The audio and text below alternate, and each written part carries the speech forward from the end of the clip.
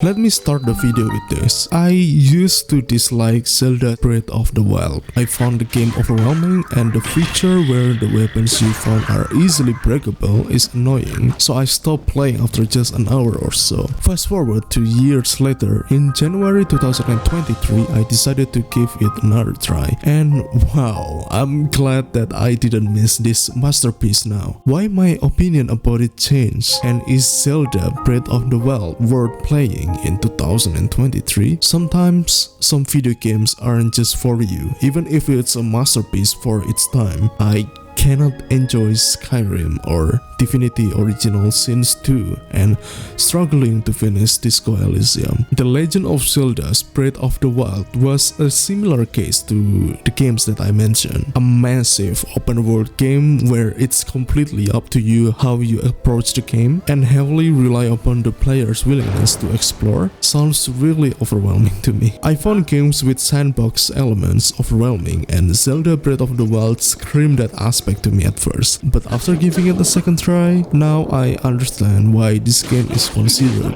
as a masterpiece. You started as Link, someone who just woke up from a deep slumber and lost his memories. The first weapon you got is a tree branch that you found lying around. As you play more, you found another weapon and armor and try to explore a little bit. Instantly after a bit of exploring, the game rewards you with a treasure chest and materials. This is what I like about Zelda's Breath of the Wild. The game developer did everything implicitly and gave rewards to encourage players to explore more. From some offering statues with apples except one of them?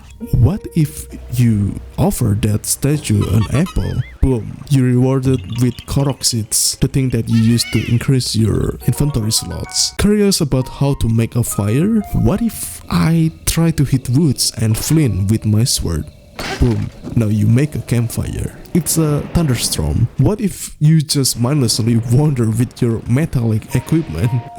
Boom, a bolt of lightning strikes you. Want to burn something? What if I stick up a normal arrow to fire? Boom, you can shoot a fire arrow now. The amount of details in this game is insane and I feel really immersed in the game. Zelda Breath of the Wild is also new player friendly since the character you are playing is having amnesia and will figure it out as time goes on. I never played any Zelda games before, so it's a great thing if you want to try it too. Zelda Breath of the Wild also feels like a masterpiece about how to make the player engage in the game without being obvious. Every minute there is always something happening on your screen, either random enemy ambush, you found a weapon or materials, there are shrines nearby, or as simple as you meeting a random NPC. Talking about NPC, the people in this game feel real to me, from the dialogue and their story, their activities, to how they just wander around the world. Some people stay in towns as citizens, and some will just be out there in the wild as traveling merchants. They even reacted when you took their things, since it's kinda normal for a while for you to loot everything, and will sometimes give you a reward for helping them when they attacked by monsters. But the most memorable thing for me from the NPC is how they always tell you the lore and give you information about the game. This is probably my favorite way of storytelling, when you just talk to random people and you have a meaningful conversation about the history of the place, or when they just share with you some rumors about the place. Even if you are stuck to progress the game further, there is a good chance that if you talk to every NPC nearby, you will get your answer.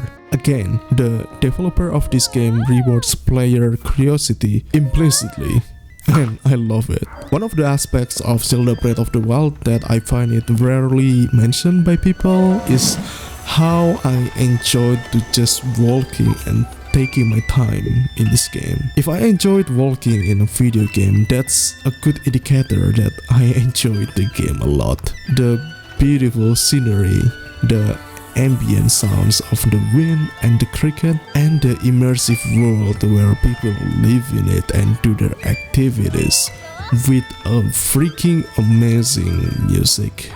It's amazing. let's talk about the deal breaker of my first playthrough years ago, the breakable weapons. Correct me if I'm wrong, but I think Zelda Breath of the Wild is the first game that has this feature. Sometimes you found a really cool looking weapon or weapons that have a great amount of damage, but after 2 or 3 fights, it's broken and just gone. If you tell anyone to play this game and tell them just that feature without any context, there is a big chance that they will just skip the game entirely. That's what happened to me at first, but now I understand why it's a thing and how I appreciate it now. Link, the character you're playing, is a legendary swordsman from the past, and it makes sense if you use anything as a weapon in real life excessively, it will break.